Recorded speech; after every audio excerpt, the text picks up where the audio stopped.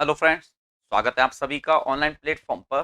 दोस्तों, पिछली क्लास में जो कुछ हमने डिस्कस किया था related to sequence of tense, आशा करता हूं आप सभी ने उसे अच्छे ढंग से रिवाइज कर लिया होगा और उसमें आने वाले कुछ कॉन्सेप्ट्स जो थे, स्पेसिफिक कॉन्सेप्ट्स हमने लास्ट क्लास में डिस्कस किए थे बिफोर और आफ्टर के, वो भी आपने कंप्लीट कर लिए होंगे।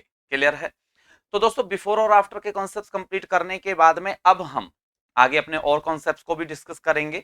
लेकिन बिफोर और आफ्टर में हमने जो डिस्कस किया था उसे एक बार रिवाइज कर लेते हैं और उसका कॉन्सेप्ट जो हमने डिस्कस किया था उसे कंप्लीट कर लें एक बार और, जिससे कि और उसमें अगर कोई आपके समझने में किसी प्रकार से अपने लेवल पर दिक्कत आई होगी तो वो हम कंप्लीट कर लेंगे। बिफोर आफ्टर का कॉन्सेप्ट आई थिंक आप लोगों को क्लियरली समझ में आ गया होगा कि बिफोर आफ्टर का प्रयोग हम जब वाक्य में करते हैं तो कितने तरीके से यानी सेंटेंस बनाए जा सकते हैं। वहां हम फिर ब्लैंक को अगर फिल करें या फिर मान लीजिए एरर डिटेक्ट करने वाली बात भी हो, तो एरर डिटेक्ट करने वाली बात की भी अगर हम तो यहाँ पर चर्चा करें तो ये कह सकते हैं कि एरर डिटेक्ट भी हम तब कर पाएंगे जब हमें बेसिक रूल क्लियर होगा। और बेसिक रूल क्लियर होने का मतलब है जब हमें ये पता होगा कि किस वर्ड के बाद में कौन सा टेंस आता है, किस वर्ड के बाद में कौन सा टेंस आता है, ये सारी चीजें जब क्लियर होंगी तब हम इजीली क्या होगा कि एरर डिटेक्ट भी कर सकते हैं, सेंटेंस को इंप्रूव भी कर सकते हैं और अगर ब्लैंक वाला सेंटेंस आता है तो ब्लैंक को फिल कर सकते हैं। अब ब्लैंक फिल करने के संदर्भ में मैंने आपको कुछ एग्जांपल्स जो करवाए थे उनकी अगर हम बात करें तो वहां पर एक क्वेश्चन तो ऐसा आता है जिसमें दोनों ही सेंटेंसेज में ब्लैंक दे दिया जाता है और उसमें हम कौन से टेंस को फिल करें ये हमें ऑप्शन भी बता सकते हैं, उस सेंटेंस में आने वाला एक शब्द विशेष भी बता सकता है जिसके अकॉर्डिंग हम बात कर रहे हैं। दूसरा, आपको एक सेंटेंस में आपको टेंस फिल करके दिया जाएगा, यानी पहले से ही एक टेंस क्लियर करके दिया जाएगा और दूसरे सेंटेंस में आपको ब्लैंक दे दिया जाएगा। उसके अकॉर्डिंग आपको क्या करना है, सेंटेंस को कंप्लीट करना है। अब लास्ट क्लास में जो बात हुई थी वो ये थी कि मैंने आपसे कहा था कि बिफोर और आफ्टर का कॉन्सेप्ट तो क्लियर हो गया है, लेकिन एक्चुअली पास्ट इंडेफिनिट और पास्ट परफेक्ट का कॉन्सेप्ट क्या है, हालांकि वो टेंस डिस्कस करते टाइम पर भी मैं आपको समझा चुका था, लेकिन यहां मैं एक बार और आपको बता दूं जिससे कि आप सिर्फ आप इसे बिफोर और आफ्टर के साथ जोड़कर ना चले, है ना, कि बिफोर आफ्टर के साथ आप जोड़ दें इसे और कह दें कि सर बिफोर आफ्टर के साथ आपका पास्ट इंडेफिनिट और पास्ट परफेक्ट ही आता है। माय डियर, ऐसा नहीं है। पास्ट इंडेफिनिट और पास्ट परफेक्ट केवल बिफोर आफ्टर के साथ आए ऐसा जरूरी नहीं है, ये दूसरे शब्दों के साथ भी प्रयोग किए जा सकते हैं। अब ये डिपेंड करता है कि आप कैसे डिसाइड करें कि पास्ट इंडेफिनिट और पास्ट परफेक्ट का कॉम्बिनेशन कब बनेगा। तो दोस्तों, याद कीजिए अपनी उस पिछली क्लास को जिसमें मैंने आपसे कहा था कि जब हम बात करते हैं पास्ट इंडेफिनिट की और उसी के साथ में हम डिस्कस करते हैं पास्ट परफेक्ट टेंस। क्लियर? तो इसको आप एक बार कंप्लीट कीजिए। मैंने एक कंसेप्ट और इसके साथ जोड़कर आपको समझाया था, प्रेजेंट परफेक्ट। अब आपको मैं एक डायग्राम बनाकर ये कह सकता हूं, एक सीक्वेंस बनाकर यहां समझा दूं, जिससे क्या होता है आपके लिए इजी हो जाएगा कि कौन से टेंस के साथ किस तरीके से हम कौन से एक्टिविटी का यूज करें, कौन से एक्टिविटी के लिए कौन से टेंस का प्रयोग करें, वो सब चीजें आप इजीली समझ पाएंगे। आप माय डियर ये ध्यान दीजिएगा कि जैसे कि ये आपका एक प्रेजेंट परफेक्ट है यहां पर, ठीक है। इसके बाद में आप इसको इस तरीके से एरो के सिंबल से समझाएंगे और फिर इसके बाद में अपन लिखेंगे यहां पर पास्ट इंडेफिनिट। क्लियर? इसके बाद में फिर से एरो का सिंबल होगा और फिर होगा आपका पास्ट परफेक्ट। क्या होगा? Past perfect. क्लियर दोस्तों? अब समझिएगा आप कि ये तीन जो आपने टेंस लिखे ना, अब इनको समझना बड़ा इजी है। तीनों टेंस में कोई ना कोई काम हो रहा है और बस आपको यह ध्यान रखना है कि अगर दो काम हो रहे हो, इनको ऐसे पेयर बनाकर चलना है आपको, ठीक है। ये इस तरीके से पेयर बनाकर चलना है। अगर दो सेंटेंस आपको एक साथ जोड़कर दिए गए हैं और उन दोनों कार्यों में आपको इस तरीके का कॉम्बिनेशन हो कि एक सेंटेंस में आपको प्रेजेंट परफेक्ट दे रखा है, एक सेंटेंस में मान लीजिए प्रेजेंट परफेक्ट दे रखा है और उससे पहले कोई काम हो गया हो।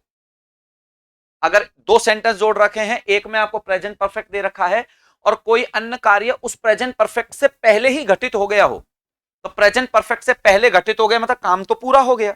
अब जब काम पूरा हो गया तो उसके बाद दूसरा काम और हो गया, कौन सा? जो प्रेजेंट परफेक्ट में हुआ है।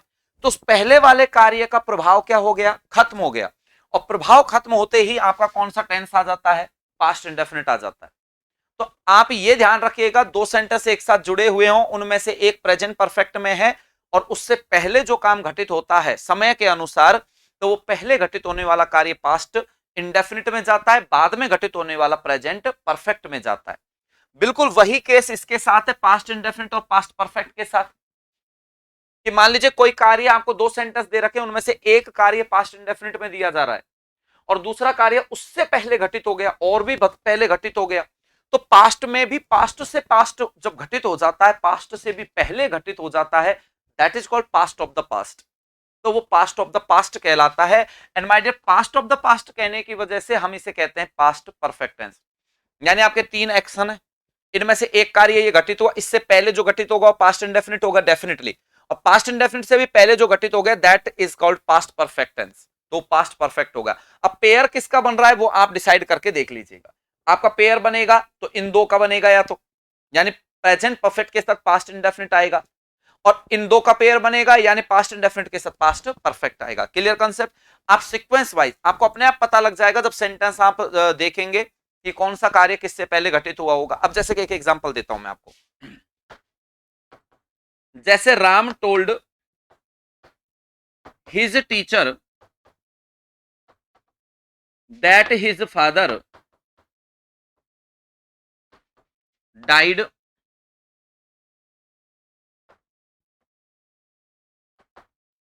Last week. अब मान लीजिए दोस्तों ये आपके सेंटेंस हैं दो, आपको स्पष्ट दिख रहा होगा राम टोल्ड हिज टीचर, एक सेंटेंस तो ये राम ने एक काम किया अपने टीचर को बताने का, दूसरा काम उसने क्या किया, अपने टीचर को बताया कि उसके पिताजी जो हैं वो पिछले वीक में मर चुके हैं या मृत्यु को प्राप्त हो चुके हैं या खत्म हो गए हैं, जो भी हम कहें, तो डाइड वर्ड यहां यूज किया हमने। क्लियर है? अब आप मुझे बताइएगा दोनों कार्य क्या बराबर समय में हुए थे, यानी जिस समय राम ने टीचर को बताया था उसी समय पर उसके पिताजी मरे थे क्या? ऐसा तो नहीं हुआ था ना, कि जिस समय टीचर को बताया उसी समय पर उसके पिताजी मृत्यु को प्राप्त हुए, ऐसा हुआ था क्या? नहीं। तो दोनों, ये आपका पास्ट इंडेफिनिट में है तो ये पास्ट इंडेफिनिट में नहीं हो सकता क्योंकि दोनों सेम टाइम पर घटित नहीं हुए। अब आप मुझे बताइएगा राम ने जब जिस समय ये बात कही थी उससे पहले ही पिताजी मर गए थे या उसके बाद मरे थे? तो जब टीचर को बताया है तो यानी पिताजी के मृत्यु की बात तो उसने पहले ही डिस्कस कर ली होगी ना, कहने का मतलब पिताजी मृत्यु को तो प्राप्त पहले ही हो गए होंगे ना, क्योंकि मृत्यु से संबंधित बात ही तो किसको बताई है उसने? टीचर को बताई है। तो पिताजी की मृत्यु पहले हुई या टीचर को पहले बताया गया? तो आप स्पष्ट बता सकते हैं पिताजी की मृत्यु पहले हुई, टीचर को बाद में बताया, और टीचर को जब बाद में बताया है तो टीचर को बताना यहां पर टोल्ड यानी पास्ट इंडेफिनिट में दिया जा रहा है, तो इसका मतलब पिताजी के मरने की बात तो पहले हो गई होगी ना, तो पास्ट का भी पास्ट माना जाएगा क्योंकि this verb is related to past indefinite, एक कार्य उससे भी पहले हो रहा है तो पहले होने वाला कार्य तो कौन से टेंस में जाता है? पास्ट परफेक्ट में जाता है। So my dear, this sentence must be related to past perfect, so at the place of died we have to use here had died. आपको डाइड के स्थान पर क्या यूज करना होगा? हैड डाइड यूज करना होगा, ये विशेष ध्यान रखिएगा। Clear concept? तो ये आपके इसका कंसेप्ट है कि कैसे हम इस सीरीज से इजीली सेंटेंसेज में टेंस की पहचान कर सकते हैं, कहां किस टेंस का आना उचित है, कहां अनुचित है या गलत है, उसे कैसे सही कम कर सकते हैं। क्लियर कंसेप्ट दोस्तों? ये आपके अब यहां टेंस का ये कंसेप्ट क्लियर हुआ। अब हम डिस्कस करेंगे अपने conditional sentences. And my dear, conditional sentences में सबसे पहले हम डिस्कस करेंगे इफ वाले सेंटेंसेस, और इफ वाले सेंटेंसेस के बाद हम डिस्कस करेंगे अनलेस। तो चलिए स्टार्ट करते हैं आज का अपना कंसेप्ट। और अगले रूल के अंडर में माय डियर हम डिस्कस करना चाह रहे हैं अपने कंडीशनल सेंटेंसेस। कौन से सेंटेंसेस हैं?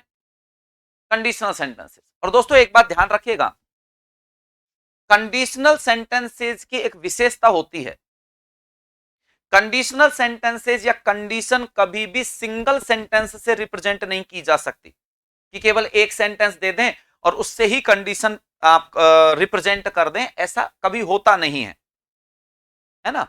तो फिर कंडीशन रिप्रेजेंट करने के लिए हमें क्या करना है? तो कंडीशन रिप्रेजेंट करने के लिए हमेशा हमें दो सेंटेंस एक साथ जोड़ने पड़ते हैं, दो सेंटेंस हमेशा एक साथ जोड़ने पड़ते हैं। अब जो दो सेंटेंस हम एक साथ जोड़ेंगे उनका क्या कंसेप्ट होगा उसको डिसाइड करना ही कहलाता है क्या? Conditional sentence. तो कंडीशनल सेंटेंसेस का पहला जो रूल है एक बार तो वो मैं आपको लिखवा दूं, आप ध्यान रखिएगा। इसका कंसेप्ट कहता है कंडीशनल सेंटेंसेस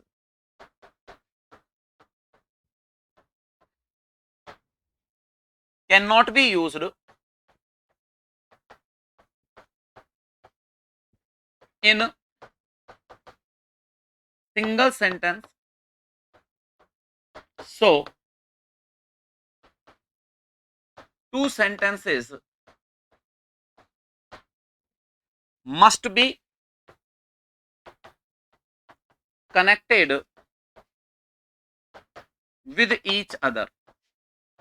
पहला कंसेप्ट कि दो सेंटेंस एक दूसरे के साथ जोड़े जाएंगे तभी आप कंडीशनल सेंटेंसेस बना सकते हैं, तभी कंडीशन का पता लगा सकते हैं। Clear concept. चलिए इसके बाद में दूसरा पॉइंट और आपको समझ लेना है। ये जो दो सेंटेंस आपके जोड़े जाएंगे ना, यहां पर हमने लिखा टू सेंटेंसेस, तो my dear these two sentences, तो इसमें आप लिखिएगा the sense of both sentences must be same. यानी दोनों सेंटेंसेज की जो सेंस होगी ना वो सेम होनी चाहिए। ये भी विशेष ध्यान रखिएगा, इंपॉर्टेंट कॉन्सेप्ट है, इसका ध्यान रखिएगा। दोनों सेंटेंसेज की कंडीशन, स्ट्रक्चर या कहें कि उनकी सेंस जो होगी ना वो सेम होगी। ओवरऑल आप सेंस पर ही कंसंट्रेट करें कि दोनों सेंटेंसेज की जो सेंस होती है माय डियर वो सेम होती है। सेंस सेम होने का मतलब है अगर एक सेंटेंस आपका पॉजिटिव सेंस में है तो दूसरा भी पॉजिटिव सेंस में होगा, एक नेगेटिव सेंस में है तो दूसरा भी नेगेटिव सेंस में होगा। Clear concept. ये आपका कंसेप्ट है इसका। अब इसके अकॉर्डिंग हमें आगे बढ़ना है। ये दोनों पॉइंट याद रखिएगा। कंडीशनल सेंटेंसेज हमेशा दो सेंटेंसेज बनते हैं। दूसरा, एक सेंटेंस दूसरे सेंटेंस पर डिपेंड करता है, ये भी है। तो दो सेंटेंस इसीलिए एक साथ जोड़े जाते हैं, उनमें एक सेंटेंस हमेशा दूसरे सेंटेंस पे क्या होता है, डिपेंडेंट होता है। अकेले सेंटेंस का कोई वहां अर्थ नहीं निकलता। क्लियर है। इसके बाद हमने पढ़ा है कि जब दो सेंटेंस एक साथ जोड़े जाएंगे तो उन दोनों सेंटेंसेज की सेंस कैसी होनी चाहिए, सेम होनी चाहिए। उन सेम सेंटेंसेज को हम इस तरीके से रिप्रेजेंट करेंगे। क्लियर। तो चलिए स्टार्ट करें अब अपना कंसेप्ट। तो इसके अंडर में हम सबसे पहले अपना जो वर्ड लेंगे दोस्तों वो होगा हमारा क्या, इफ होगा। क्या होगा, इफ होगा। और इफ का क्या कंसेप्ट है आप समझ लीजिएगा, हिंदी में भी मैं इसे बता दूं आपको। इफ का अर्थ होता है यदि। ध्यान रखिएगा इस पॉइंट को। इफ का क्या अर्थ होता है, यदि। अब इसमें एक विशेष बात होती है, हालांकि वो बात मैं आपको बता दूं, बड़े आश्चर्य की बात तो ये है कि ज्यादातर जो इंस्टीट्यूशंस हैं, ये मैं इंस्टीट्यूट मतलब कोचिंग की बात नहीं कर रहा हूं, एग्जाम कंडक्ट करवाने वाले इंस्टीट्यूट की बात कर रहा हूं मैं। वो भी, टीचर्स भी, स्टूडेंट्स भी, बुक्स भी, यानी सबके सब एक कंसेप्ट को इतना गलत तरीके से फॉलो करते हैं, वो मैं आपको बताऊंगा जो इफ के साथ गलत होता है। लेकिन वो चीज मैं आपको तभी बता पाऊंगा जब एक बार हम अनलेस डिस्कस करना स्टार्ट कर देंगे। तो अनलेस का क्या कंसेप्ट है, इफ से किस तरीके से वो मतलब एक तरीके से कंपेयर किया जाता है, और मैं किस गलती की बात कर रहा हूं वो भी हम डिस्कस करेंगे। ठीक है। तो समझिएगा, इफ वाले सेंटेंसेज की हम बात करते हैं। इफ के साथ होता क्या है दोस्तों, तीन प्रकार की कंडीशन हम फॉलो करते हैं। कितनी कंडीशन, तीन कंडीशन फॉलो करते हैं। अब तीन कंडीशन कौन कौन सी होंगी उनको मैं आपको बता देता हूं, यहां समझिएगा आप। पहली कंडीशन जिसे हम दोस्तों कहते हैं प्रोबेबल, पॉसिबल या फिर ओपन कंडीशन। अब नाम से ही पता लग रहा है, नाम से क्या पता लग रहा है कि ऐसी कंडीशन जो प्रोबेबल है यानी संभावित है, अभी भी संभावना है। पॉसिबल का मतलब भी ये निकलता है, ओपन कंडीशन का मतलब भी ऐसा अभी क्या है, संभव है, दरवाजे अभी खुले हुए हैं। तो ये इनसे हमें पता लग जाता है। पॉसिबल, प्रोबेबल और ओपन कंडीशन, यानी ऐसा अभी हो सकता है, ये अभी दरवाजे खुले हुए हैं इस काम को करने के, ऐसा अगर तुम करते हो तो ऐसा हो सकता है, तो ये पॉसिबल है। ऐसा तो बोलते हैं अगर तुम ऐसा करते हो तो ऐसा होना पॉसिबल है, यही बोलते हैं हम। तो इस चीज को ध्यान में रखते हुए आप समझिएगा, इस कंडीशन में भी आप तीन तरह के स्ट्रक्चर फॉलो करते हैं जो आपको समझनी है। इस फर्स्ट कंडीशन में, इफ वाली फर्स्ट कंडीशन में जिसका नाम प्रोबेबल कंडीशन है, इसमें भी तीन तरह की स्ट्रक्चर चलती हैं दोस्तों। और तीन तरह की कौन कौन सी है समझना। पहली चलती है आपकी कॉमन कंडीशन, यानी जिसमें आप कॉमन कंडीशन या जनरल कंडीशन की बात करते हैं। और इस कॉमन कंडीशन वाले वाक्य में होता क्या है, किस तरीके से हम स्ट्रक्चर फॉलो करते हैं समझिएगा। इसमें आप इफ वाले पार्ट में यदि प्रेजेंट इंडेफिनिट की स्ट्रक्चर का प्रयोग करते हो, प्रेजेंट इंडेफिनिट स्ट्रक्चर, जो स्ट्रक्चर हमने प्रेजेंट इंडेफिनिट में डिस्कस की थी, प्रेजेंट इंडेफिनिट टेंस नहीं, प्रेजेंट इंडेफिनिट की स्ट्रक्चर, यानी उसमें जो वर्ब की स्ट्रक्चर हमने पढ़ी थी वो ही वर्ब की स्ट्रक्चर। अब मैं ये प्रेजेंट इंडेफिनिट स्ट्रक्चर इसलिए बोल रहा हूं कि प्रेजेंट इंडेफिनिट आपने डिस्कस कर लिया और उसके आधार पर इसे समझना इजी हो जाता है, वरना इसकी हम डायरेक्ट भी लिख सकते हैं यहाँ स्ट्रक्चर, कोई बड़ा इशू नहीं है। लेकिन उस स्ट्रक्चर को लिखने से आपको ये लगेगा कि अरे ये दूसरी स्ट्रक्चर लिख दी, ऐसा नहीं है।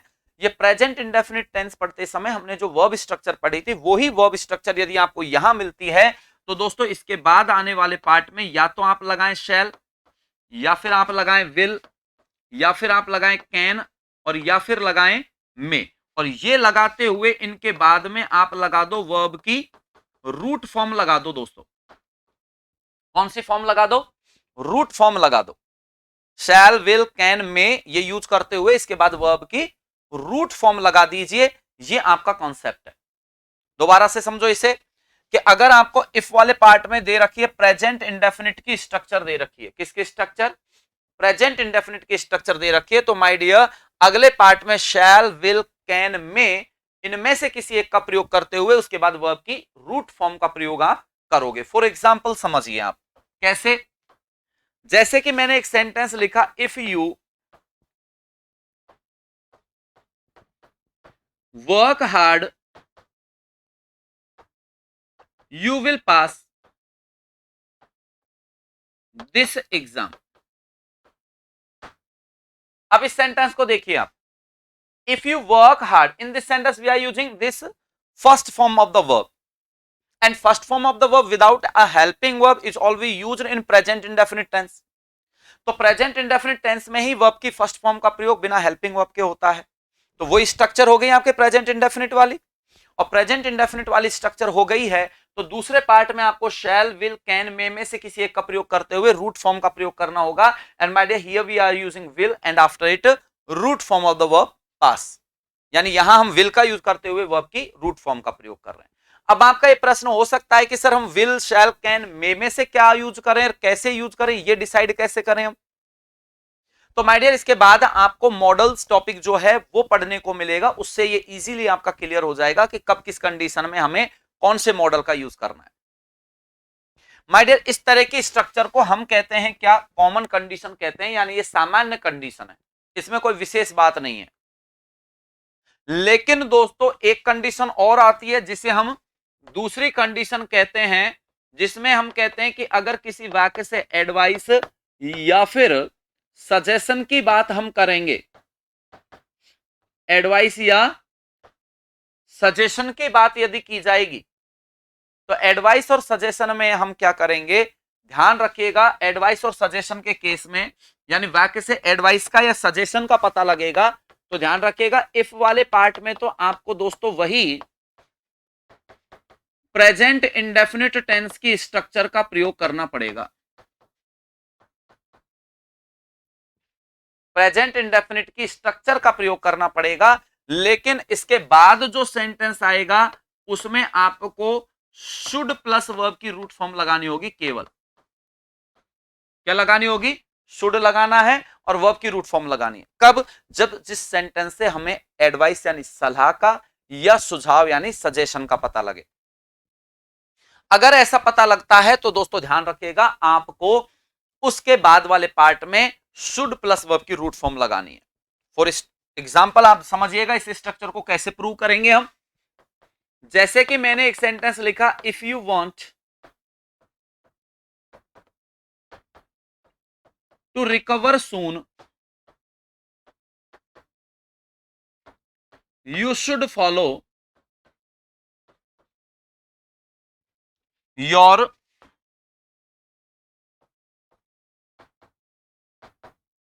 Doctors advice.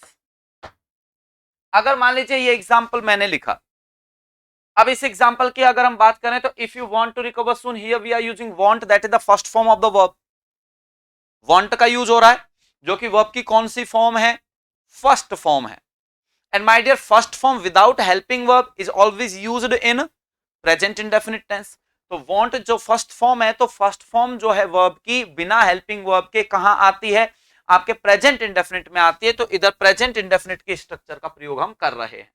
So in next sentence आप देखिएगा शुड प्लस वर्ब की रूट फॉर्म का प्रयोग हम कर रहे हैं। तो यहां शुड प्लस रूट फॉर्म आ गई आपकी। Clear concept.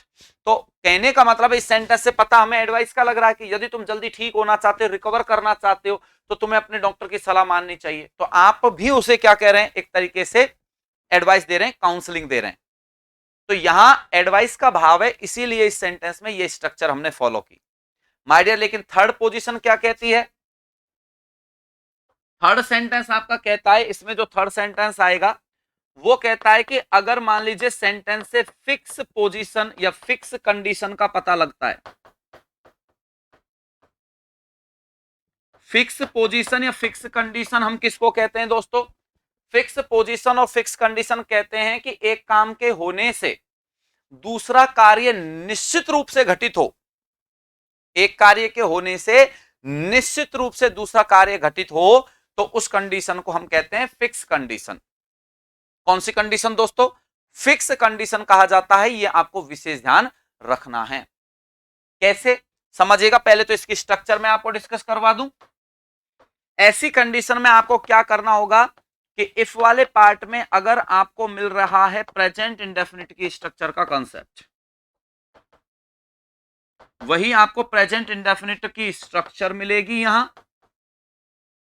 तो दोस्तों अगले सेंटेंस में भी आपको वही प्रेजेंट इंडेफिनिट की स्ट्रक्चर का ही प्रयोग करना पड़ेगा, वही प्रेजेंट इंडेफिनिट की स्ट्रक्चर का प्रयोग करना पड़ेगा आपको, ये विशेष ध्यान रखिएगा। Clear concept. तो इसमें आप ध्यान रखिएगा कि इफ वाले पार्ट में भी प्रेजेंट इंडेफिनिट, तो दूसरे पार्ट में भी प्रेजेंट इंडेफिनिट आप तभी लगा सकते हो जब आपके वो कंडीशन किसको रिप्रेजेंट कर रही हो, फिक्स कंडीशन को, कि एक काम के होने से दूसरा काम तो निश्चित रूप से घटित होता ही है। जैसे कि मैं पिछले एग्जाम्पल की अगर बात करूं, तो हमने कहा था if you work hard you will pass this exam. अगर तुम कठिन परिश्रम करोगे तो एग्जाम पास कर लोगे। अच्छा एक बात बताइए, कठिन परिश्रम करने से क्या 100% निश्चित है कि एग्जाम पास हो जाती है? तो क्या हर कठिन परिश्रम करने वाला व्यक्ति पास होता ही है? तो आप कहोगे नहीं सर, कोई रह भी जाता है।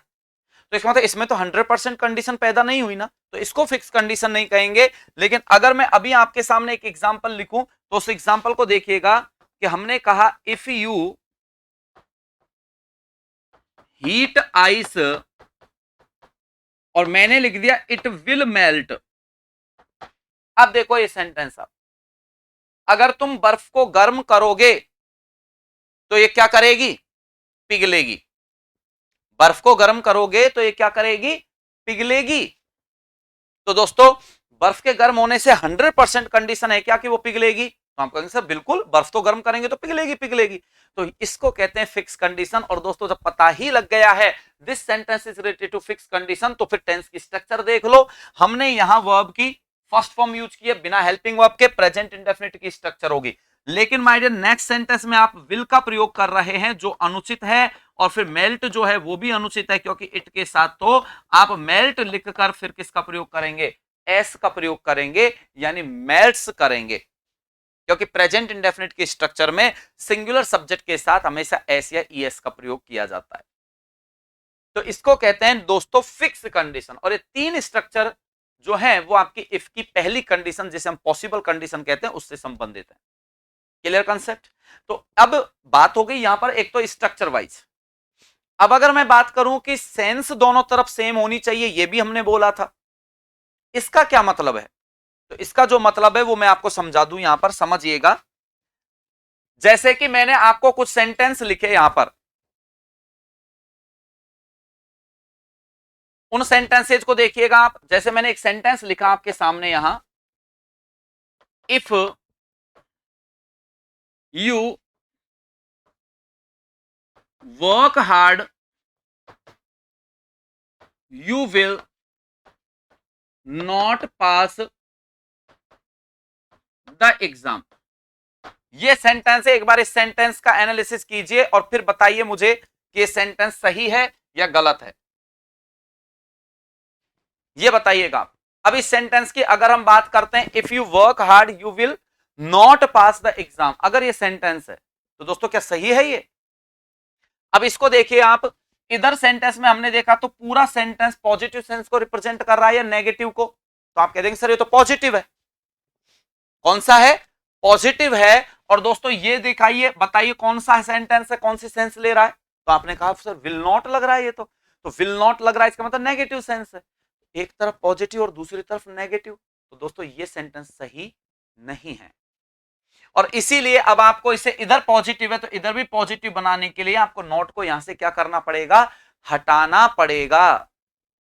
क्या करना पड़ेगा? हटाना पड़ेगा, क्योंकि इधर कैसी सेंस है? पॉजिटिव सेंस है।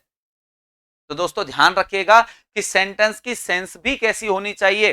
पॉजिटिव होनी चाहिए। लेकिन अब जैसे मैं सेंटेंस आपको ये लिख दूं, अगर आपको, if you work hard you will not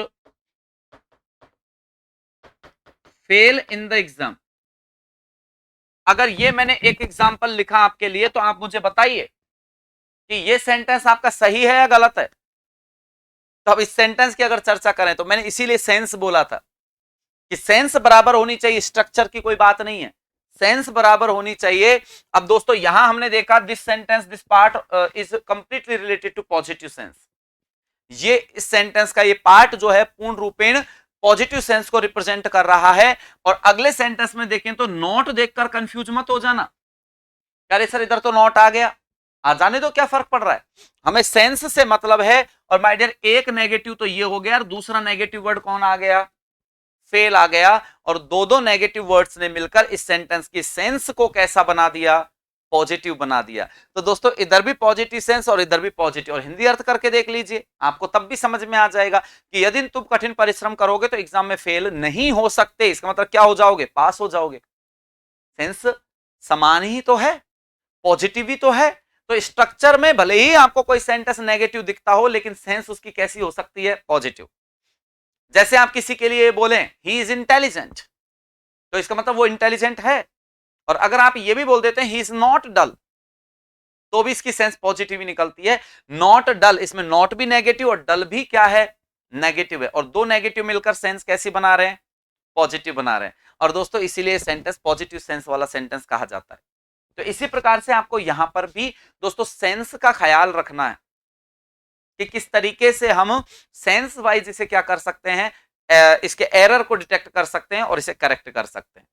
clear I think. अब आपके सेंस वाला कॉन्सेप्ट और स्ट्रक्चर वाला कॉन्सेप्ट समझ में आ गया होगा। खूब अगर आप अपनी लाइफ में देखोगे तो आपको कई जगह इसके एग्जांपल्स मिलेंगे। मुझे याद है अच्छे तरीके से कि एक मूवी आई थी टेबल नंबर 21 करके। तो टेबल नंबर 21 करके उसमें परेश रावल जी जो थे उन्होंने एक गेम खेला था, वहां लीड एक्टर और एक्ट्रेस जो थी उनके साथ। और उन्होंने एक रूल बनाया था गेम खेलने से पहले। और रूल क्या बनाया था समझिएगा, उन्होंने कहा था if you lie you will die. अब इस सेंटेंस को देखिए, उन्होंने प्रोबेबल कंडीशन बनाई थी क्योंकि रूल गेम से पहले बता दिए थे कि अगर झूठ बोलोगे तो तुम मरोगे। यानी ये प्रोसेस जो है, ये कार्य जो है होना पॉसिबल है आगे कि अगर झूठ बोलोगे तो मरोगे। अब यहां पर देखिए if you lie, lie is the first form of the verb without helping verb. Lie या वर्ब की फर्स्ट फॉर्म है, बिना हेल्पिंग वर्ब के आ रही है। और बिना हेल्पिंग वर्ब के फर्स्ट फॉर्म कौन से टेंस में आती है? ऑब्वियसली प्रेजेंट इंडेफिनिट में आती है दोस्तों। और अगर ये प्रेजेंट इंडेफिनिट में है तो दूसरी तरफ क्या होना चाहिए? स्ट्रक्चर वाइज देख लीजिए, अगर तुम झूठ बोलोगे तो मरोगे, क्या निश्चित है 100% है जो व्यक्ति झूठ बोलता है वो मरता ही है? तो 100% तो नहीं है। तो इसका मतलब फिक्स कंडीशन को नहीं बता रहा है। क्या इसमें कोई एडवाइस या सजेशन का भाव है? नहीं। तो एक कॉमन कंडीशन है और कॉमन कंडीशन होने की वजह से दोस्तों आगे उन्होंने बोला था you will die, will plus root form of the verb. यानी उन्होंने भी कंडीशन सेंटेंस का यूज सही किया था, मतलब अच्छे से पढ़े थे क्लास में वो। चलिए, तो ये है आपकी first condition, that is called probable condition. And in next हम अपनी सेकंड कंडीशन डिस्कस करेंगे दोस्तों, जिसे हम कहेंगे, नाम ही इसका देखो कितना अच्छा है, इमेजिनरी कंडीशन, या फिर हम जिसे कह सकते हैं hypothetical condition. Hypothetical condition imaginary और हाइपोथेटिकल कंडीशन जिसे कहा जाता है। क्लियर है? तो इमेजिनरी और हाइपोथेटिकल कंडीशन की अगर हम बात करें तो इसमें होता क्या है कि सब कुछ सपोज किया जाता है, लेकिन सबसे ज्यादा गलतियां जो होती है ना ट्रांसलेशन के दौरान या इसका हिंदी में अर्थ निकालने के दौरान, वो इसी कंसेप्ट से होती हैं। तो इसलिए विशेष ध्यान रखिएगा इसके दौरान। मैं अभी आपको इसका हिंदी अर्थ करके बताऊंगा कि क्या होता है वास्तव में इसका हिंदी अर्थ। हालांकि हमारे यहाँ अभी भी बुक्स वगैरह में टीचर्स वगैरह क्लासेस वगैरह में इसका गलत अर्थ निकालते हैं, और जब गलत अर्थ निकालते हैं, हमसे निबंध भी लिखवाया जाता था इस संदर्भ में, तो 10 लाइन लिखवाई जाती थी हमसे इस संदर्भ में। तो वो क्या कॉन्सेप्ट है, वास्तविक क्या कॉन्सेप्ट है, पहले तो इसकी स्ट्रक्चर में दोस्तों आपके साथ डिस्कस कर लेता हूं। ध्यान दीजिएगा, इमेजिनरी कंडीशन का पता कब लगता है दोस्तों, जब इफ वाले पार्ट में आपको पास्ट इंडेफिनिट की स्ट्रक्चर मिले। केवल स्ट्रक्चर मिलेगी, पास्ट इंडेफिनिट टेंस नहीं होगा वो, क्योंकि इसमें पास्ट का तो मतलब होता है था, थी, थे, ये होना चाहिए, लेकिन इसमें था, थी, थे का कोई कॉन्सेप्ट नहीं निकलता। ये विशेष ध्यान रखिएगा। तो अगर पास्ट इंडेफिनिट की स्ट्रक्चर है तो दोस्तों अगले वाले पार्ट में आपको शुड या फिर वुड या फिर कुड और या फिर माइट में से किसी एक का प्रयोग करते हुए, और फिर आप लगाओगे वर्ब की कौन सी फॉर्म, रूट फॉर्म लगाओगे। ये विशेष ध्यान रखिएगा, कौन सी फॉर्म लगाओगे, रूट फॉर्म लगाओगे, ये विशेष ध्यान रखिएगा। क्लियर है कॉन्सेप्ट? तो अब देखिए क्या कॉन्सेप्ट है कि इफ के साथ वाले पार्ट में अगर पास्ट इंडेफिनिट की स्ट्रक्चर आई है, पास्ट इंडेफिनिट की स्ट्रक्चर बोले तो second form of the verb, verb की कौन सी फॉर्म आती है, सेकंड फॉर्म। तो माय डियर अगले पार्ट में शुड, वुड, कुड और माइट में से किसी एक का प्रयोग करते हुए आपको रूट फॉर्म लगानी होगी, तो वो इमेजिनरी कंडीशन को रिप्रेजेंट करती है स्ट्रक्चर। अगर मान लो शुड है लेकिन इधर पास्ट इंडेफिनिट की स्ट्रक्चर ने होकर प्रेजेंट इंडेफिनिट की है, अभी हमने जो पढ़ा था वो तो एडवाइस और सजेशन वाली कंडीशन हो जाएगी। तो कहने का अर्थ है स्ट्रक्चर वाइज वो कॉन्सेप्ट्स अपना रूप बदलते हैं। तो ध्यान से समझिएगा, इसके मैं एग्जांपल के रूप में लिखता हूं कि जैसे कि हमें कहा जाता है इफ, हम बोलते हैं ना if I were a bird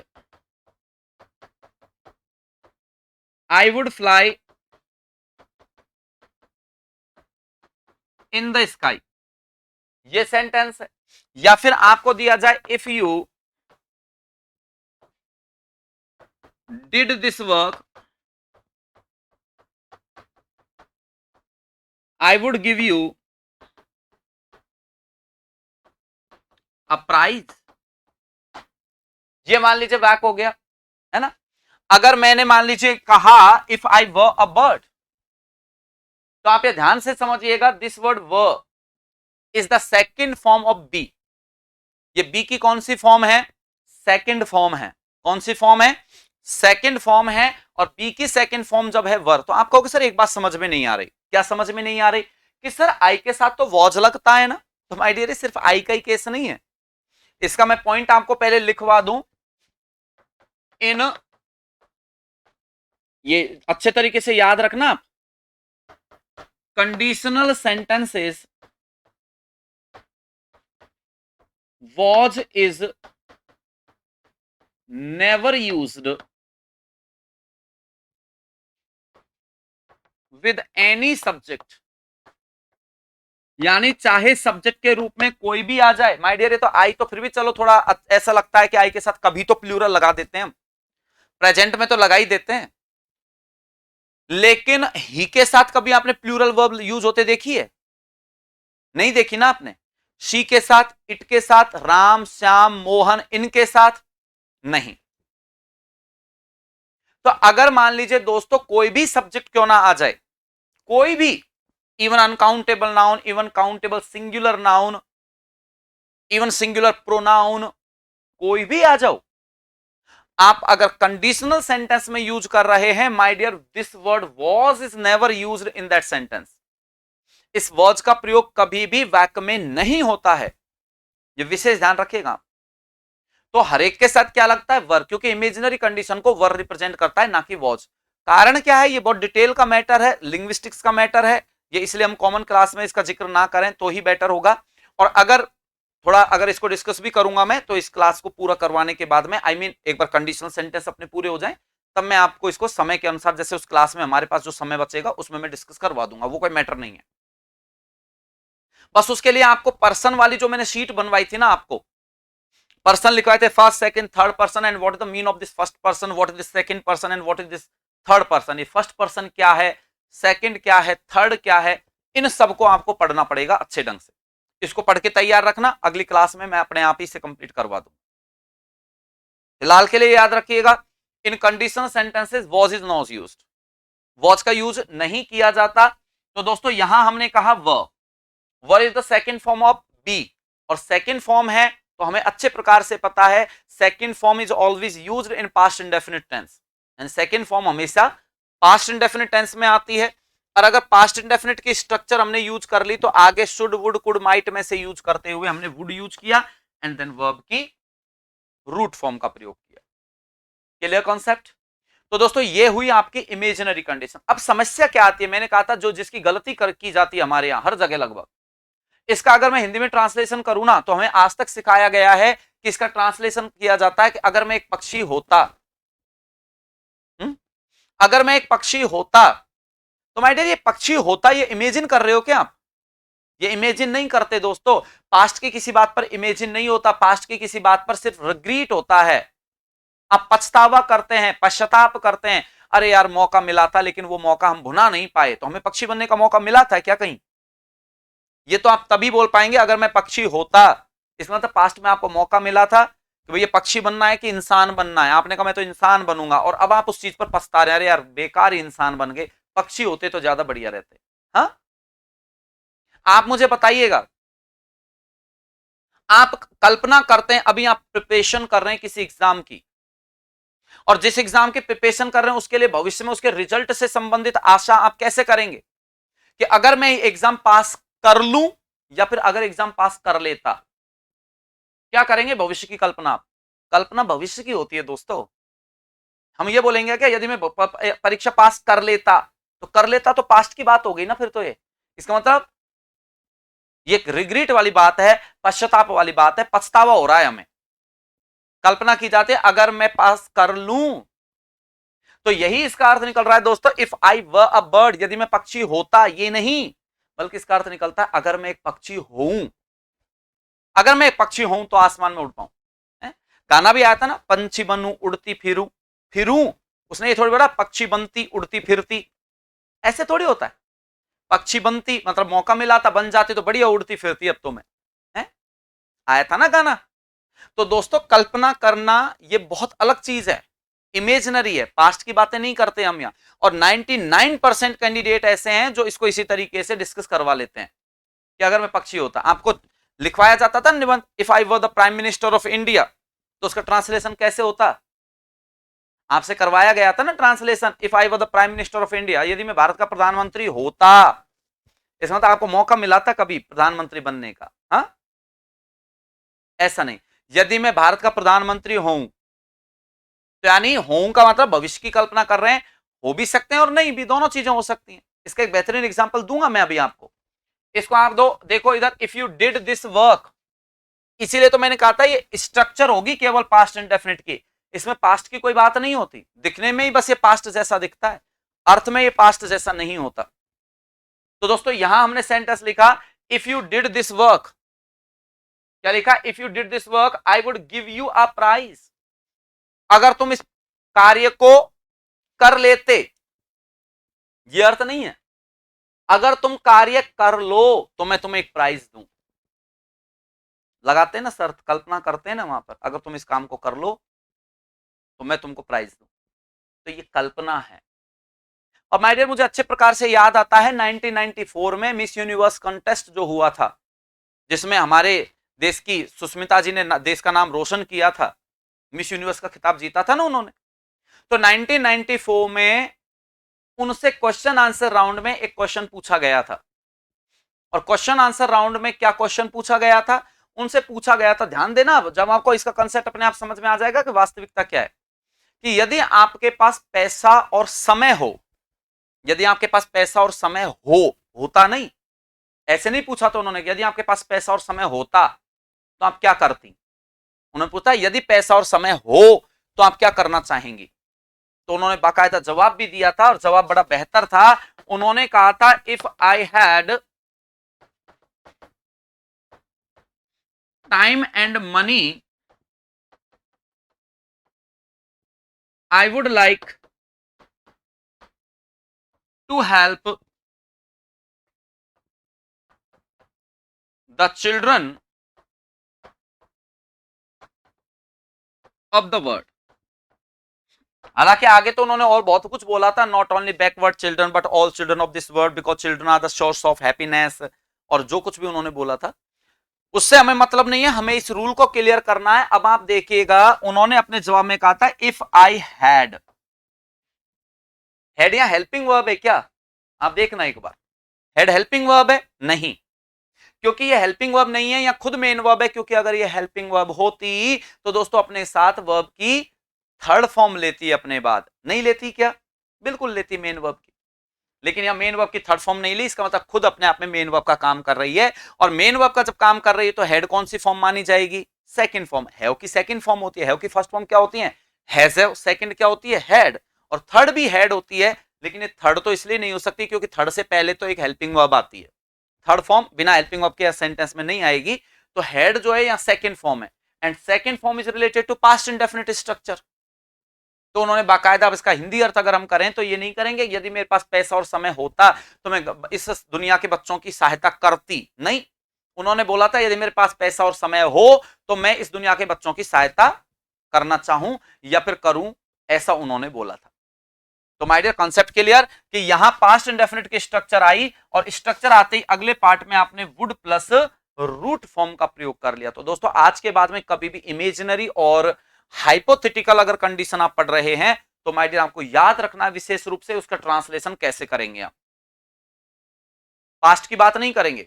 और ये पास्ट बोलना है ना वो थर्ड कंडीशन में आएगा जिसे इम्प्रोबेबल, इम्पॉसिबल, क्लोज कंडीशन या फिर अनफुलफिल्ड कंडीशन कहते हैं।